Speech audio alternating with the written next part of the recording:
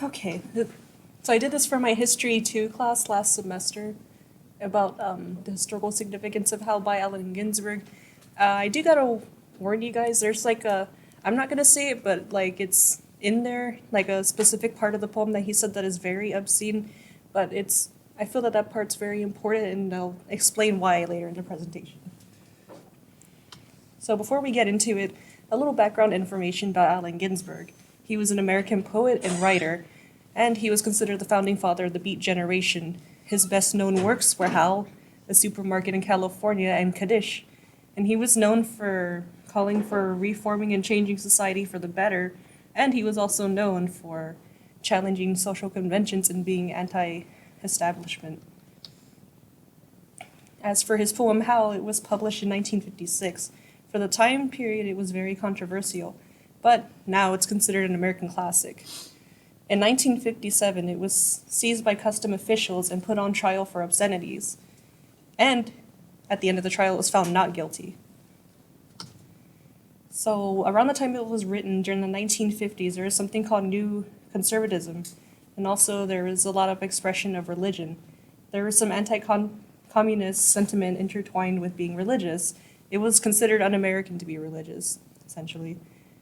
And with the New Conservatives, they had this fear that morality was being eroded and that they were going to lose traditional values, so they had more of an emphasis on order instead of just being an individual. And television also helped in spreading the religious and moral values of the 1950s under something called HUAC. And some examples would be shows like Leave It to Beaver and Father Knows Best, The Donna Reed Show, This Is the Life, and I Love Lucy. And in the 1950s, there was middle class society, which was the affluent society, and it was approximately 60% of the American population. And with this came increased urbanization and suburbanization, which led to death and decline of small towns. And they had like more of a focus on consumer capitalism and materialism. Now, in his poem Howl, well, first and foremost, it was dedicated to a friend of his named Carl Solomon. And of course, it's told from the perspective of Allen Ginsberg about his experiences and his peers' experiences.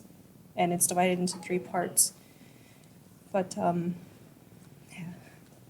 So, part 1, which would be in the gray portion, he's expressing frustrations about how the best minds of his generation is descending into madness, which those people is people in his inner circle, which would be like hippies, because beatniks were technically hippies before hippies was a thing, drug addicts, poets, psychiatric patients, and of course gay people. And he blamed society for the descension into madness because he felt that they were suppressing people for not being normal. And he expressed how fear was used as a way to keep them from expressing themselves and whatnot. And it also goes into detail about their experiences with drugs and sex, including gay sex, and that's in this specific line right here. This is actually the line that got the poem put on trial. In part 2, he introduces the figure Moloch, which he uses to represent greed and like a war with capitalist society and how American values are suppressing freedom of thought and expression. And he also used it as a way to represent how American society only cares for corporations and wealth and that it's slowly killing its youth and that they have mostly disregard for the poor people because, again, middle-class society was 60% of the people, so only 40% were poor. And they were just forgotten. And for part 3, it addresses his friend, Carl. Basically, part 3, it just shows compassion and solidarity with him. Like, it's basically telling him that I'm here with you, we're in this together. And he mentions Rockland, like, the supposed name of the institution, even though it was something different. But it's not only used as a symbolization to show that he's, like, mental, but he uses it as a way to show that he's mental because his artistic and intellectual freedoms are being trapped.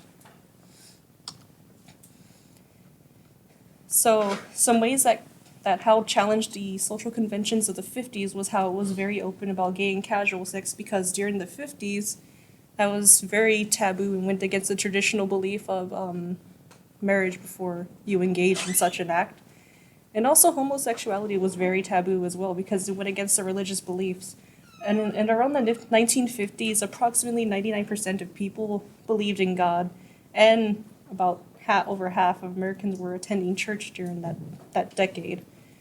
And it was considered a mental illness if you were gay, and that didn't actually be taken off until 1973. And back then, if you were open about it, you were at risk of basically losing your job, being arrested, or even institutionalized. Like, they treated gay people very poorly in the 50s. It was also very open about drug use, and which goes against the conservative views of the 50s as well. It also had anti-capitalistic and anti-military sentiments. Back then, it was considered un-American and communist to have those views. So as far as the impact, Howl opened the door for freedom of expression in literature and in society. People no longer had to worry about being censored for what they wrote, because after the obscenity trial, a lot of the literary works that were once banned became unbanned, and speaking your mind and saying, like, expressing yourself was something that became more welcomed and celebrated.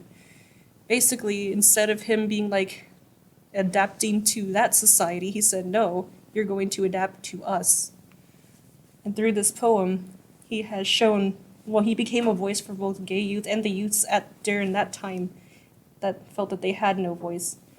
His influence also leaked into future generations and influenced later counterculture movements such as the hippie movement. And he was a big part of the hippie movement too. He led quite a few protests during that time. And it was considered an anthem of the beat movement in the 50s. As far as poetry, he actually broke some boundaries in it because he experimented with meter and the way that he wrote. Back then, that was considered very not good, and it made like poetry more accessible to the average person instead of like the elite that it was associated during that time frame. As far as generational influence through media, from the 60s up until his death in 1997, he would perform with a variety of acts, such as the Grateful Dead. Like, he would perform with them doing poetry, and he also performed with the Clash in 1980 did something called Capital Error. And he would also do poetry with a band called Sonic Youth through the 80s and 90s. And a year after his death, Sonic Youth also dedicated a song to him.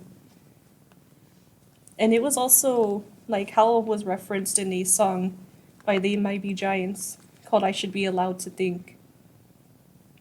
And in 2010, there is also a movie that was released called Howl, which was inspired by the poem in an obscenity trial. And something I left out is that there was a 50th anniversary reading of the poem that was done. That's about it.